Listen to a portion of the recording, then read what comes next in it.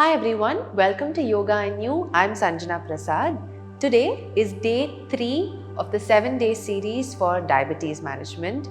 If you haven't checked out day 1 and 2, please check out the link in the description. Day 1 is about an activation, day 2 is all about twists. You must practice those two and then hop on to this one.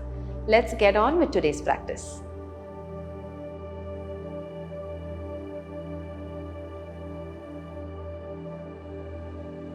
In today's practice, we're going to be focusing on a lot of seated forward folds and hip openers. So it will be helpful to have a pair of blocks and a strap. If you don't have blocks, you can use a book, and instead of a strap, you can use a dupatta or a towel that is long enough and is comfortable for you. So start off with Baddha Konasana. A great preparation for Baddha Konasana is Titiliasana. So you're going to start by bringing the soles of the feet together. Now here itself, if you feel like you're stuck, you're not able to go beyond this is where your block comes in handy. So I want you to sit on the block, just at the edge of the block. You'll notice once you sit on the block, you'll actually be able to settle into it a little better, because your pelvis will start tilting forward. And from here, what we can do, we're just going to flap the thighs up and down. For those of you who are quite comfortable with Titiliasana, you don't require the block. You can remove the block. Just focus on the flapping. 1, 2, 3, 4, 5, 6, 7, and 8. You're going to take your right palm, place it beside you. Use your left hand to press the left thigh down. So if you work on the legs one at a time, it also gives you an idea of which side is tighter. Sometimes there are these tiny imbalances in the body, and doing this practice on an asymmetrical way will help you understand that as well. 1, 2, 3, 4, 5, 6, 7, 8. Let's switch. You're going to place your left palm down, press the right thigh into the floor. 1, 2, 3, 4, 5, 6, 7, and 8. Now working on single leg one at a time would have opened up your inner thighs a little bit. If you're still feeling tight, I would recommend you keep practicing Titiliasana and single leg pressing down. Over a period of time, your hips will start open up and you will be ready to go in for the forward fold. Now for Baddha Konasana, we're going to practice two variations. The first one is Baddha Konasana A, where we're going to lengthen forward. Think about reaching the chin towards the mat. So you're going to find a comfortable grip. I like to hold the toes. You can also interlock the fingers this way or separate your feet like a book. Okay, so find a grip that is comfortable for you. Take a deep breath in, inhale. As you exhale, you're going to start lengthening forward from the lower back. You notice my gaze is not dropping down. I'm looking ahead, and once my elbows reach my thighs, I start pressing down into the thighs. So I'm making space for my chest to go closer and closer to my feet and my chin to go towards the mat. Once you reach your maximum, stay there and breathe for 1, 2, 3, 4, 5. Inhale and slowly come back up.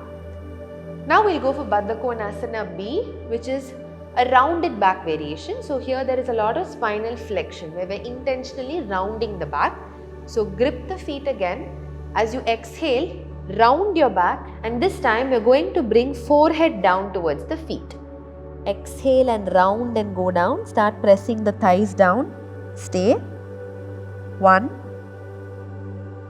2, 3, 4, 5. Inhale and slowly come back up. The next hip opening forward fold that we're going to practice is Upavistha Konasana. So it's a wide legged forward fold. In all of these seated forward folds, the block comes in handy to give you that elevation and that slight forward tilt of the pelvis, which helps you go deeper into the forward fold.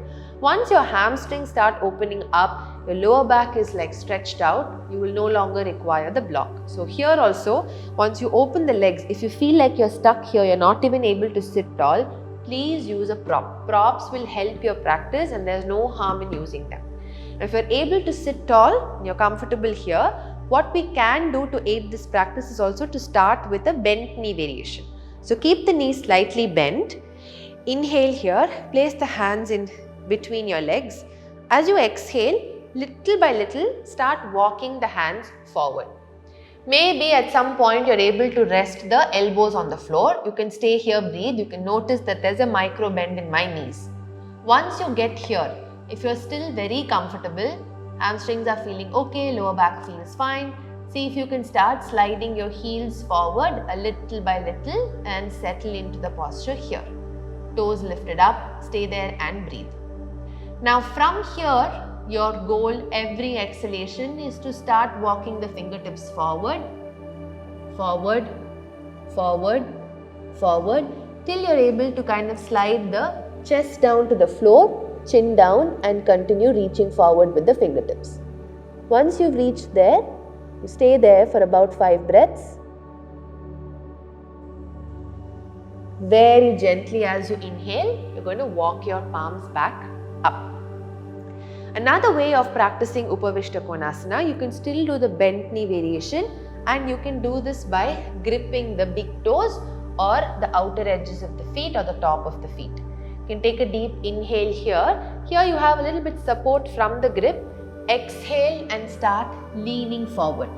Now this is the maximum I can go here. From here I'm going to start straightening out my legs. Little by little, don't forcefully slide out. Still comfortable, take a deep inhale in, exhale and get the chest towards the mat. Stay for about 5 breaths.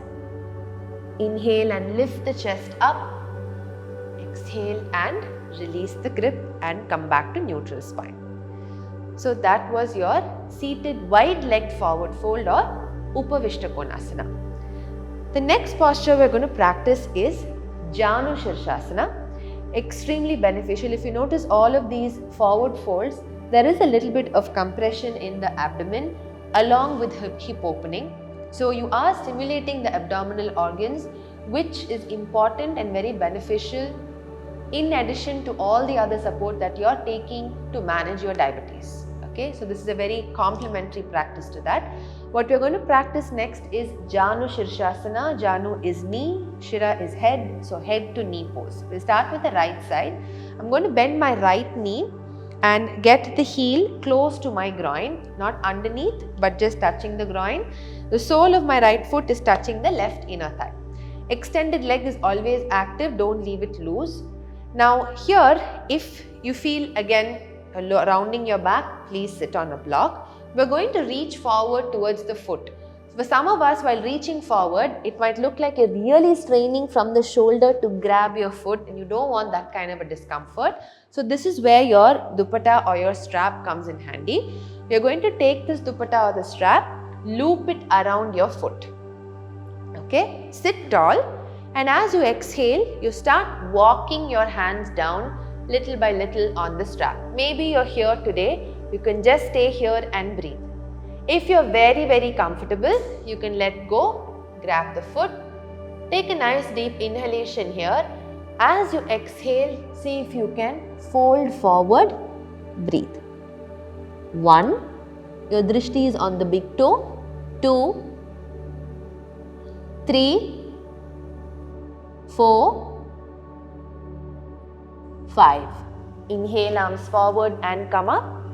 Exhale, release your arms. Let's switch to the other side. So extend the right leg forward, left heel towards the groin, sole of the foot touching the inner thigh. Now we have a tendency to turn the body. I want you to avoid this. Your hips are squared and your leg is in line with the hip joint. Take a deep breath in, lengthen. You can also do this with a strap. Exhale and fold forward. Stay there and breathe. 1, 2, 3, 4, 5. Inhale, arms forward and come up. Exhale and release your arms. Super. Our last posture for today, extremely beneficial for hip opening, for digestion. I recommend, and a lot of teachers and doctors sometimes recommend, you start your day with this posture is Malasana. Sitting in Malasana, having some hot water first thing in the morning really stimulates the entire system and activates your digestion. So for Malasana, we're going to start in a deep squat. Okay. So initially for some of us, maybe the heels will lift off. If this is happening, I recommend you take 2 blocks, slide it underneath the heels, simply because you'll feel a little bit more stable and balanced with the heels being supported by the blocks. As you keep practicing Malasana, you will be able to eventually place the heels down and settle the hips down. From here, you can just stay here and breathe, keep lifting your chest up. What I also like to do is to use my palms at the heart center and push the knees out with my elbows, so I get a little bit more hip opening. We can close the eyes here, breathe. This is great for your ankles, your mobility, opens up your hips, stimulates the digestion. 1, 2, 3, 4, and 5. Slowly place your hands down. See if with control you can round your back and reach forward as much as you can. I have my toes turned out slightly because of my ankle mobility. If you feel like you can keep the toes pointing forward and still do this, I would recommend you do that. Lean, lean, lean, lean, lean forward. Stay there and breathe. 1. Keep reaching forward. 2, 3,